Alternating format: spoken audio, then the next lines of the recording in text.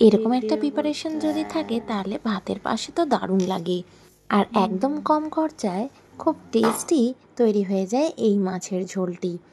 আজ যখন কাতলা মাছ হবে তাহলে একটুখানি এরকমভাবে করে দেখুন, একটু অন্যরকম স্বাদ পাবেন। নমস্কার বন্ধুরা, আমি সুস্মিতা, বাংলা ক্যানভাস চ্যানেলে সকলকে স্বাগত জানাচ্ছি। আজ রান্না করব আমি কাতলা মাছের একটু স্পেশালভাবে কারি। তাই চলো দেখে নেওয়া যাক।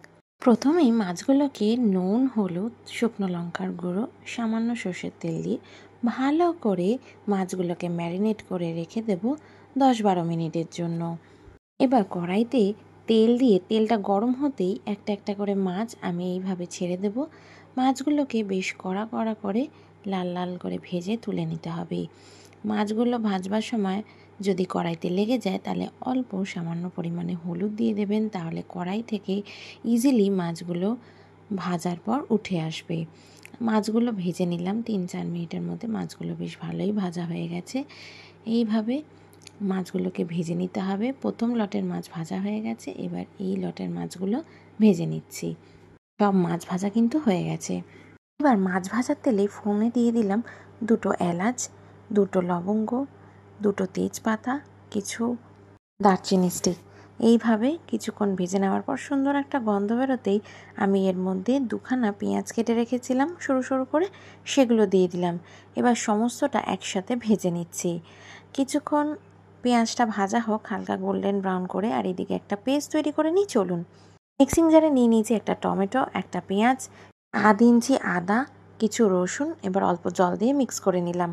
পেঁয়াজটা দেখুন হালকা লালচে রং ধরে গেছে। গোল্ডেন ব্রাউন হয়ে যাওয়ার পরেই আমি যে পেস্টটা তৈরি করলাম সেটা এর মধ্যে দিয়ে দিলাম। এবার একটু সময় নিয়ে খুব ভালো করে কিন্তু মশলাটাকে কষিয়ে নিতে হবে। ফ্লেমটাকে মিডিয়ামেই রাখবেন। দিয়ে দিলাম এর মধ্যে হলুদ গুঁড়ো, জিরে গুঁড়ো, ধনে গুঁড়ো, সামান্য পরিমাণে কাশ্মীরি লঙ্কার গুঁড়ো, সেটা কালারের জন্য দিয়ে এবার ভালো করে এটাকে মিশিয়ে নিচ্ছি। আর মশলা কষানোর সময় মাথায় রাখবেন, যদি জলটা কমে যায় একটু সামান্য জল দিয়ে সেটা যদি কষানো যেতে পারে তাহলে কিন্তু বেশি ভালো হয়, মশলার টেস্টটা ভালো হয়, ফ্লেভারটাও ভালো আসে। দেখুন এইভাবে কিন্তু মশলাটাকে কষিয়ে নিতে হবে। অনবরত কিন্তু খুন্তিটা চালিয়ে যাচ্ছি, ফ্লেমটাকে লোতে রেখেছি। এবার মনে হচ্ছে যে মশলাটা টেনে যাচ্ছে, তখনই আমি দিয়ে দিলাম এর মধ্যে মিক্সি ধোয়া জল।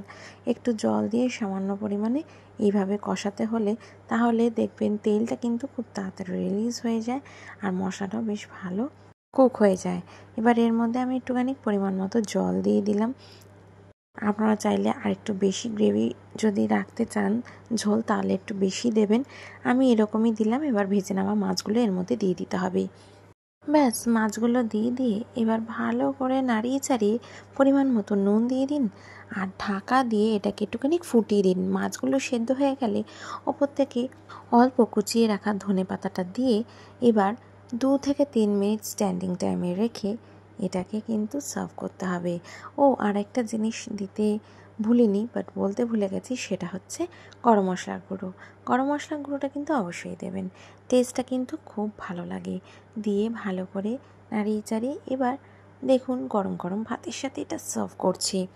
এবার গরম গরম ভাতের সাথে এইরকম মাছের কারি যদি থাকে তাহলে এই দিয়েই আপনারা পেট ভরান। দেখবেন বাড়ির লোকরা বলবে এই রেসিপিটাই রোজ করো তো।